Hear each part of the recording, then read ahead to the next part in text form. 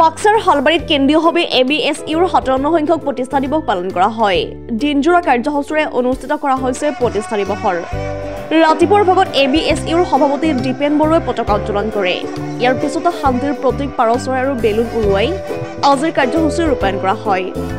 আজিৰ পবিত্ৰ দিনটোত 10,000 লোকে সংকল্প লৈছে বড়ো জাতিক বিশ্ব দৰবাৰত প্ৰতিষ্ঠা কৰাৰ কাৰণে, লগতে উন্নত জাতি হিচাপে সকলো ক্ষেত্ৰতে আগুৱাই নিয়াৰ প্ৰয়াস কৰিছো। জাতিটোৰ প্ৰতিটো ক্ষণতে আমি কাম কৰিবলৈ সাজু আছো। বিটিআৰ শান্তি চুক্তি 4 বছৰ সম্পূৰ্ণ হ'ল। এই সময়ত কিছু কাম সফল হ'ল, লগতে কেতবোৰ মন্তব্য কৰা পৰিলক্ষিত হয়।